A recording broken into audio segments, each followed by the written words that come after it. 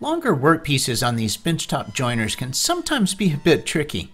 The pull-out table extensions that came with the joiner are helpful, and for me, they tend to work okay if I'm edge joining a long workpiece. But sometimes I run into problems, say in this example where I'm trying to flatten the face of a board that's bowed. If I try to use a table extension, then it drops off at some point.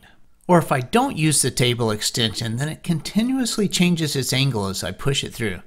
And my shop is too small for a full-size joiner, so it's important to me that the table extensions are designed that very easily and quickly collapse back to the small joiner footprint for storage. So I don't want anything that bolts on, and decide to just cut some grooves in a piece of melamine to fit over the table extension arms that come with the joiner. And the challenge is figuring out how to cut them precise enough to get a perfect fit, solid so they don't jiggle around, and exactly level and flat to the joiner's tabletop. The steel rods are 15 millimeters in diameter. My router bits are imperial measurements, so I'm going with a 5/8 inch round bit, which is just fractionally larger than the 15 millimeters. Some rough measurements and a quick calculation, I get an initial router table fence setting that'll get me pretty close to the proper spacing between the bars. And starting with a really shallow cut, then I can test and see if I got the spacing correct. And it isn't quite right just yet. See how it kind of jumps back and forth?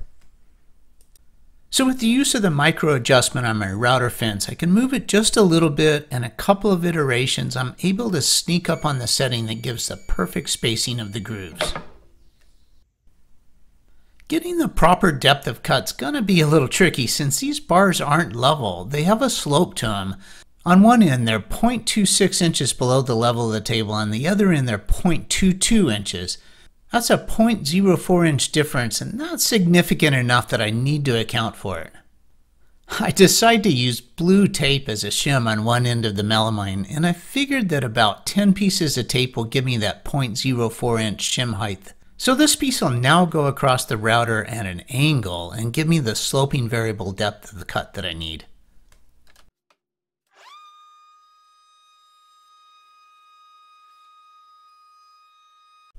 I start making incrementally deeper cuts, checking the fit each time, and slowly creep up on the perfect depth.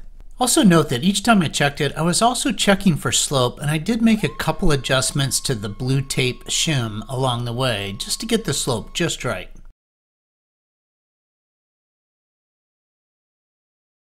And so now on to do the other side. The spacing between the bars is exactly the same for both the infeed and outfeed sides, so I was able to use the same fence setting. However, the height and slope of the bars was slightly different, so I had to back off the depth setting and just creep up on it again for a custom fit, and then I needed to label each one so I didn't get them mixed up. I painted the edges black, which is completely unnecessary and for no other reason than I just don't like the look of the raw particle board edges. And I'm stoked about the extra capacity that these table extensions give to my joiner. Hopefully this video gives you some ideas if you're looking to do something similar. Thanks so much for watching.